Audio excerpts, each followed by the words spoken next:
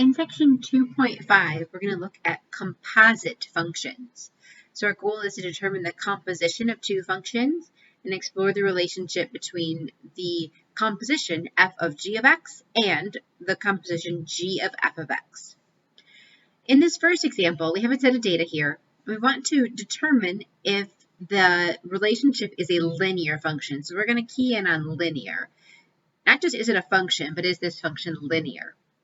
One of the ways I can tell is if I compute the slope values between any two ordered pairs and see if it's close to the same thing. The other way is to just get a graph of these values. That's what we're going to do, is take a look at the scattergram from these values. So if we graph them, we can see that the points line up in a straight line. That's enough to tell us that it's approximately linear. If I wanted to prove that it was exactly linear, I could either compute the slope between any two ordered pairs and show that it's the same, or I could do the regression and show that the r-squared value is exactly 1 to show that it is exactly linear. So it is linear. Let's go ahead and find the slope just to verify here. So with one of my ordered pairs, let me pull this up so I can see the data table. One of my ordered pairs, I'm going to make this just a teeny bit bigger. I'm going to go for an ordered pair near the bottom because I can see them in my table. So let me just compare 50, 58. So the second y value would be 40.3 minus the first y value, which is 38.7.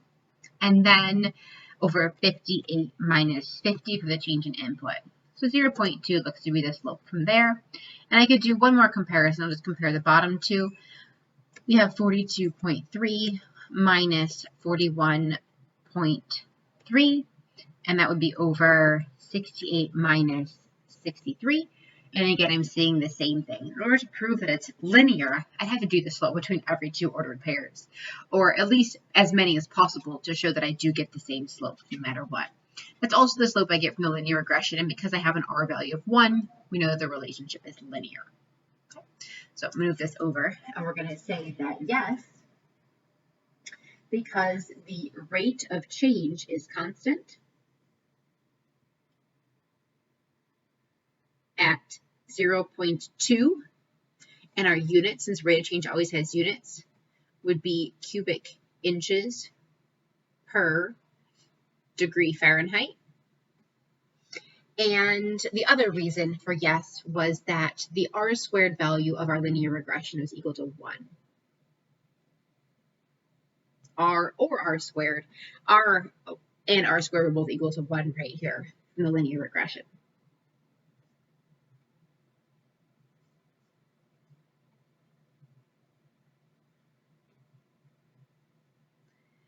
And if it's exactly equal to 1 for your r value, you got a perfect linear regression, so you're exactly aligned. All right, so let's see what comes next. You graph it. Luckily, I've already done that. I can see what the graph looks like. Does my plot verify my answer? Yes, I can see that I see these line up as a line. And again, that's one of the ways I can tell if it's going to be a linear function. All right, so yes. Number 3. Use the table of values or my calculator to determine the equation for the function. We've already done regression, so that's going to be helpful here for the equation. I will write that my function v, or in function notation, g of f, is equal to, and I know my slope value as we computed from our regression right here is 0.2 times the independent variable, which we're going to call f, plus the b value, which is 28.7. So the same method in which I can tell the function is linear is one of the methods that I can use to actually write the linear function. So we used regression to write this equation. Okay, now it wants me to sketch this function on the data. Should not move my decimals away. And as you can see, the line showing up on the data, it's going through all of my points. So if I sketch it as g of f equals 0.2 f plus 28.7, I'm going to turn the regression off so it just shows up as the function. And then I could check any of these points, like I could check g of 32, and that should match with my table at the 35.1 exactly, because it's a perfect model. I can check another one. I'm just going to pick in the middle, 45, and see that we get 37.7. So once again, it's verifying that it's not just close, it's precisely equal to the y value. So it's an exact linear function. Okay, explain how you can recently show your functions correct. So it goes through every point exactly.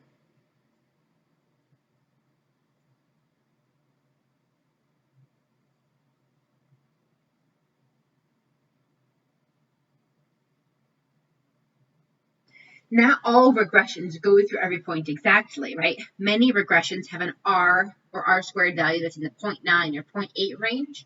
Those aren't perfect models, but they could still be very good. This one just happens to be perfect, and that's why we go through every point exactly, because this is an exact linear relationship. Now I can use my volume function to determine the volume of the balloon when the temperature is 55 degrees Fahrenheit. So we're going to input 55 for temperature, which is the independent variable, into our function. And since I have it already expressed in function notation, I can go back over here and input G of 55, and we get 39.7, so which means that at 55 degrees Fahrenheit, the pressure in the balloon is 39.7 cubic inches. Now, we're going to say that what if we don't know the temperature in degrees Fahrenheit? What if we only know the temperature in degrees Celsius? Then I would need to convert the temperature from degrees Celsius to degrees Fahrenheit before I could plug it into the function, because the input of this function is in degrees Fahrenheit.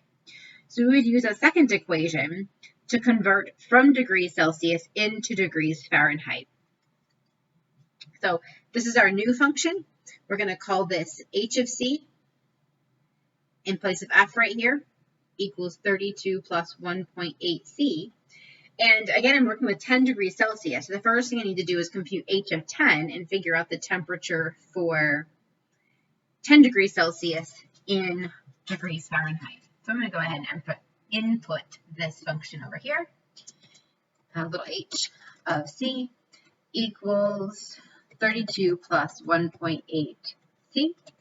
And then I can ask it to evaluate h of 10 for me and determine that h of 10 is 50 degrees Fahrenheit, right? This outputs degrees Fahrenheit when I plug in a value that is in degrees Celsius.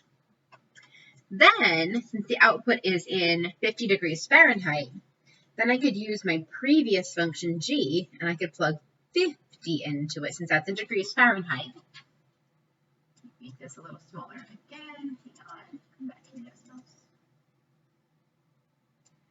Now I'm using the function g, which was the pressure equation, and I want 50 to be plugged into it. So that gives us 38.7 cubic inches. I use different notation for cubic inches here and here. Here I abbreviated CU for cubic, IN for inches. Up here I just did inches cubed for cubic inches. So I did use two different ways to express the same thing, cubic inches or inches cubed. They do mean the same thing, even though they are written both differently. All right, so on to our next page. We have two functions. One of them takes the temperature in Fahrenheit as the input and outputs the volume. The second one takes the temperature in Celsius and inputs the temperature in Fahrenheit. So if I want to go from temperature in Celsius to volume, I have to go through both functions. So we're going to compute this table right here. All right. Now, I'm going to use decimals to make it fancy because I like to do that. And this is table 2, okay? So my inputs here are going to be 0, 10, 20, 30, and 40. And since these are temperatures in Celsius, they cannot go into the G function. The G function can only take in temperatures that are in Fahrenheit. Those temperatures in Celsius can go into the H function because that takes in temperatures that are in Celsius. So what I'm going to do first is H of those X2s. what this function outputs is the temperatures that are in Fahrenheit. So I want to take each of these numbers and plug them into the G function, which outputs volume and takes in temperatures in Fahrenheit. These outputs here are in Fahrenheit, so I can plug these numbers into the G function. So, for example, I can plug 32 into the G function. I can plug 50 into the G function, and I can keep going. So what I'm doing is I'm taking the G function, and the things that I am plugging into that are the outputs from h of x2. So that's what I'm going to put inside, h of x2. That's our function composition step, when I plug the results of one function into the other function. And you can see that that's working out right here to match up to the same thing. I don't plug 10 into the G function. I plug the answer to the h of x function, or h of c function, into the g of f function. Okay. So I'm going to slide this down and write these values over. If the temperature is 0 degrees Celsius, our pressure is 35.1. 10 degrees Celsius, our pressure is 38.7. 20 degrees, our pressure is 42.3, 45.9, and 49.5. Okay, so we did a two-step calculation where we found the temperature in Fahrenheit first. We plugged that temperature into the volume formula. So now we're going to do this same process. Move decimals out of the way here. The same process now algebraically. So we have our volume equation, and we want to plug in what the Fahrenheit equation is in. We're actually doing the substitution method right here, right? Plugging the equation that is equal to Fahrenheit in place of Fahrenheit, plugging one equation into the other. This is function composition when I plug one equation into the other. So my new equation for volume is going to be 0.2 times F, but remember F is equal to 32 plus 1.8 C, close parentheses, then the plus 28.7. If we distribute and combine like terms, what we would need next is that 0.2 times the 32. That gives me 6.4.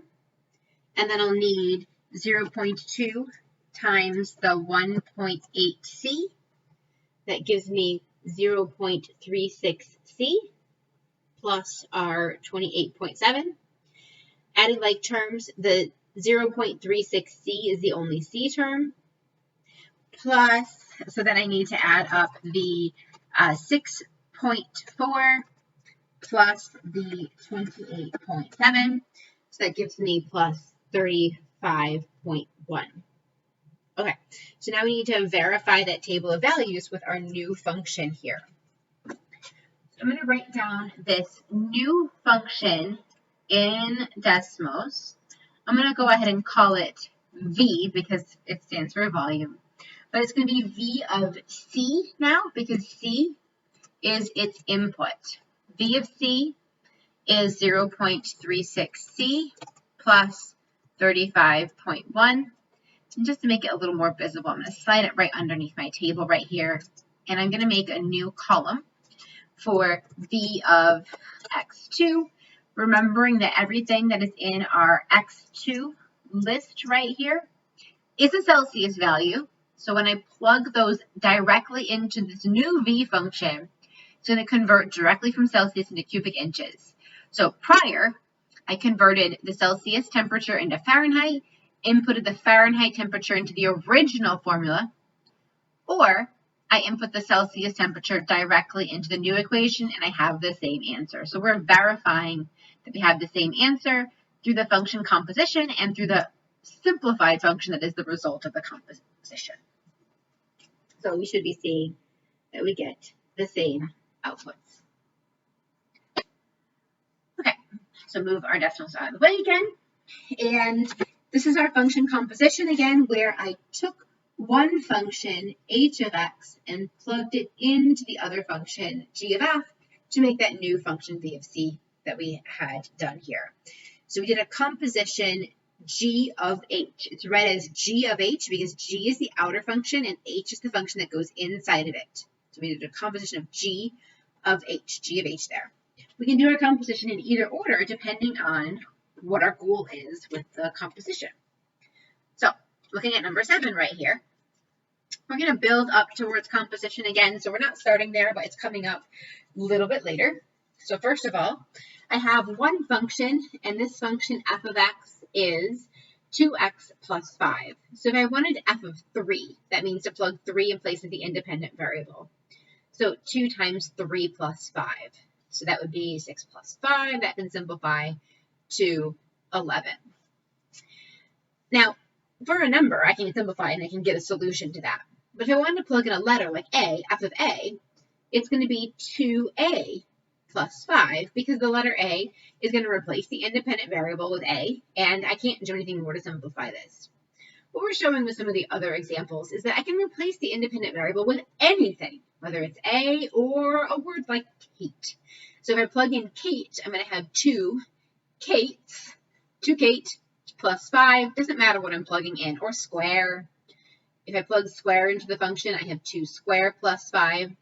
They're trying to give us the pattern here that when I plug in the function g of x, the same thing, I have 2 times the function g of x plus 5, right? So no matter what it is that I'm plugging in, whether it's a or Kate or square or a new function g of x, it's going in the same spot. It's going in place of our independent variable. All right, so we're going to do that again with a different function. This is a quadratic function because it has 3 terms. It has highest power 2. So again, I can plug a number like 2 into it. So 3x squared is going to be 3 times 2 squared plus 2x. That's going to be 2 times 2 minus 4.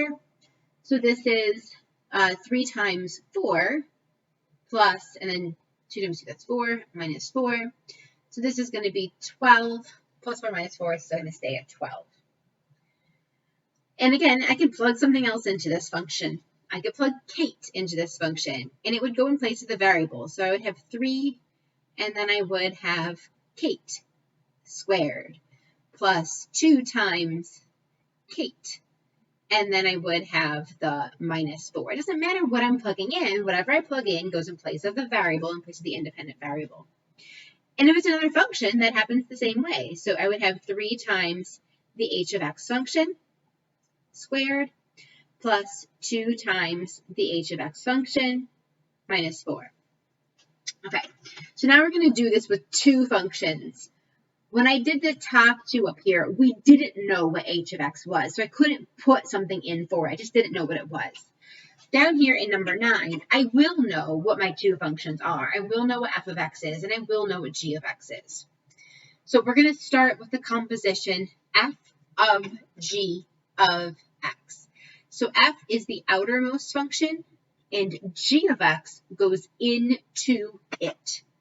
So if I start with my f of g of x, I start with f of x, 2x.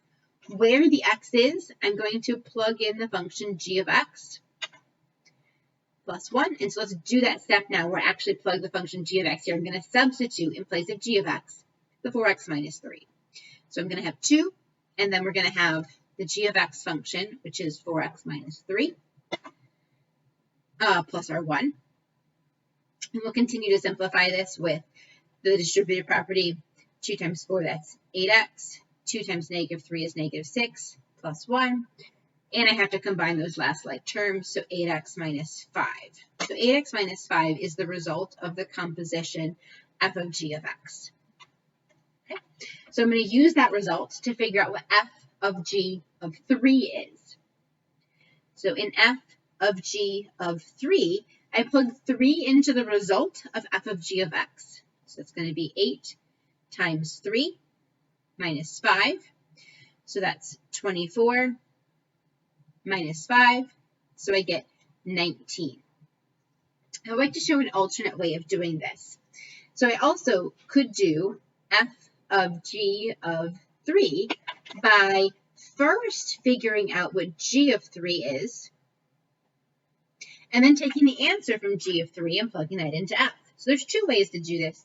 If you already know the simplified function, it's going to be the quicker path, but just for fun, you plug g of 3, plug 3 into the g of x function. That's 4 times 3 minus 3. That's 12 minus 3, which is 9. Then, hang on, that 9 has to go into the f function. So now I need to find f of 9. F of 9, that's 2 times 9 plus 1. So 18 plus 1, that's 19. And that's the answer that we got here as well. So it's showing us the interplay between the two separate functions. This 3 goes into g as an input. Then the output of g goes into f as an input to get to the final answer. I can compute it in two pieces, or I've already put the function g into the function f and simplified it, so I can go right into the result of the composition function and get to the same solution. Kind of cool to see that you can do it in both ways, though, depending on what information you were presented with. All right, now we are going to do the composition in the other order. This time it's g of f of x. Oops, g of f of x. Forgot to write my f for a second. G of f of x. So this time g is the outermost function. So I'm starting with the g function. For x, in place of x, I'm going to put the f of x function. So 4x minus 3. Now we're going to do the substitution step where I plug the function f in for itself. So that's going to be 4 times 2x plus 1, the f of x function, minus 3, and we simplify. So that's 8x plus 4 minus our 3.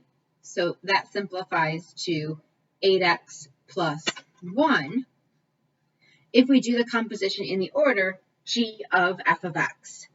So when they ask us the question, does g of f of x equal f of g of x? The answer is no.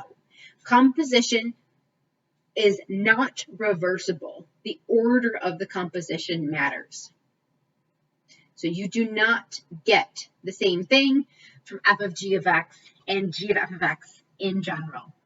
It might happen occasionally in a rare instance, but in general, it does not happen.